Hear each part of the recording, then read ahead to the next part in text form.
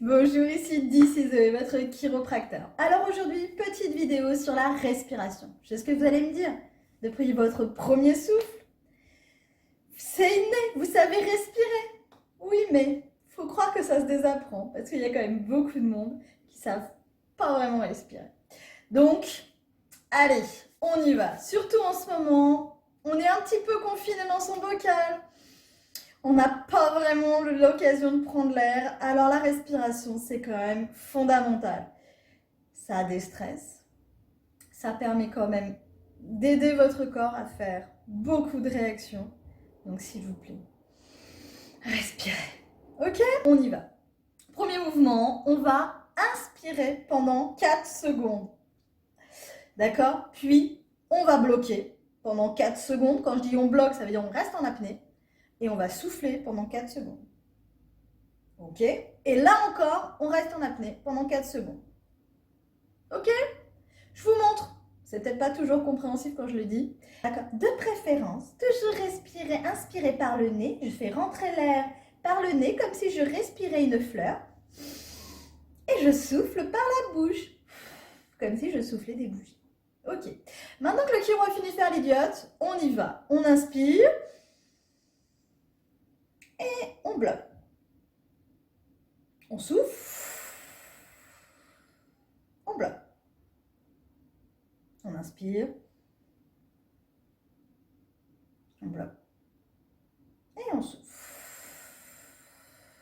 Bon, je ne vais pas vous le faire jusqu'à votre dernier souffle. Donc j'espère que vous avez compris l'exercice. Reprenez-le au moins 15 à 16 fois par série. D'accord? Faites une série de 15 à 16, ça que je veux dire. D'accord? De mouvements. Voilà, faites-le quand même bien. Ok? Deuxième exercice. Toujours un exercice de respiration. C'est fou ça. Bon, cette fois-ci par contre, on va essayer d'allonger au maximum son souffle. D'accord? Donc, ce qu'on va faire, c'est d'essayer de faire le plus de pas possible lorsqu'on inspire. Et quand on souffle, on revient au point de départ. Bon, les actes sont toujours plus clairs que les mots, donc je vous montre tranquillement. On inspire. Moi, je vais le faire en arrière. Si vous voulez le faire en avant, pour commencer, faites comme vous voulez. D'accord? On y va. On inspire. Et on souffle. Et voilà. Et on le refait. Pareil, au moins 15 à 16 fois. Ok? À chaque fois. 15 à 16 fois. Ouais, je sais pas pourquoi. J'ai envie aujourd'hui. Bon, maintenant qu'on a travaillé justement la respiration, on va continuer à travailler là-dessus. Parce que c'est bien de rééduquer les choses. Mais si tout le reste est complètement coincé, ça va être difficile. Donc la première chose qu'on va décoincer, c'est le muscle qui fait le plus de boulot dans la respiration. C'est le diaphragme. Le diaphragme, il est positionné donc à la jonction, donc vos poumons en fait posent sur votre diaphragme et en dessous il y a tout votre digestif. D'accord? Donc il est aussi important pour la respiration mais aussi pour la digestion. D'où le fait de ne pas rester en position complètement fermée. C'est pas bon ni pour la respiration ni pour la digestion puisque le diaphragme ne peut pas faire son travail comme il faut. Ok? En plus de ça, ça va vous créer des douleurs thoraciques. Et je vous incite à voir la vidéo sur les douleurs thoraciques. Donc, on va travailler sur le diaphragme, ce muscle fondamental. Premier exercice, on va le faire assis ou couché, les genoux pliés pour éviter de contracter justement les abdos. D'accord? Bon, moi je suis un peu folle, je vais quand même le faire debout. Donc on va poser la main à plat et on va essayer de passer la main sous le bas costal, sous les côtes ici. D'accord? S'il y a des zones qui sont plus sensibles, si vous sentez qu'il y a des zones qui résistent plus, que ça fait un peu plus mal, c'est ces zones-là qu'il faut travailler. Mais oui, bien sûr, ça fait mal, donc il faut y aller. Non, c'est que ce sont les zones où justement le diaphragme est le plus tendu. Donc oui, ça sera quand même ces points-là, ces zones-là qui seront le plus efficaces dans la détente du diaphragme. D'accord? Deuxième exercice qu'on va pouvoir faire, on va pouvoir essayer de tracter le diaphragme. D'accord? Vous allez venir crocheter ici. Et quand je vais souffler, au lieu de laisser ma cage thoracique se refermer, Je vais maintenir ouvert. Le but du jeu n'est pas de vous arracher les côtes flottantes, de vous disloquer la cage thoracique, d'accord? Donc c'est pas... faut pas y aller avec force. Mais il faut résister. Donc pour ça, je vais simplement crocheter, inspirer, bien ouvrir ici, fermer un petit peu les ailes comme si j'étais une poule.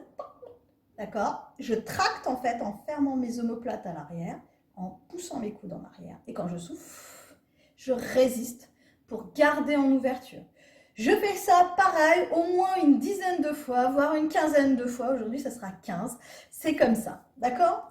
Maintenant que j'ai travaillé mon diaphragme, que j'ai quand même bossé un petit peu la respiration, ben, je vais continuer dans le travail pour que ma cage thoracique soit quand même suffisamment souple pour que tout ce que je viens de faire comme exercice tienne bon. Pour ça, 3 petits exercices que je vais vous montrer. Le premier, c'est le départ du sprint. Ouais, maintenant que vous savez respirer, vous pouvez courir comme des vrais petits lapins. Allez, on y va. Donc, le départ du sprint, on met les mains au même niveau que le pied, d'accord? Mais en fait, je vais garder que la main opposée à mon pied, d'accord? Donc, si j'avance mon pied gauche, ben, je mets ma main droite. C'est bon? Ok. Maintenant, ce que je vais faire, c'est que je vais ouvrir ici, positionner ma main ici au maximum, je me grandis. Et quand je souffle, je vais essayer d'ouvrir un peu plus. D'accord? J'essaye de mettre en tension. Le mouvement important, malgré tout, dans cette démonstration-là, c'est le fait de lever au maximum, de mettre le bras, d'engager les muscles, de mettre le bras vers les étoiles, d'essayer de toucher les étoiles, d'accord? C'est ce mouvement-là qui est important. On le fait des deux côtés, d'accord? Si vous ne vous sentez pas stable, jambes tendues à l'arrière, vous pouvez poser le genou, d'accord? Et de la même façon, on vient tirer vers le haut. Et on souffle. On essaye d'aller un peu plus loin. Et on souffle. Voilà. Ok?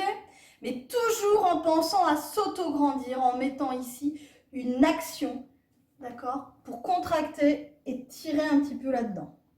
Ok?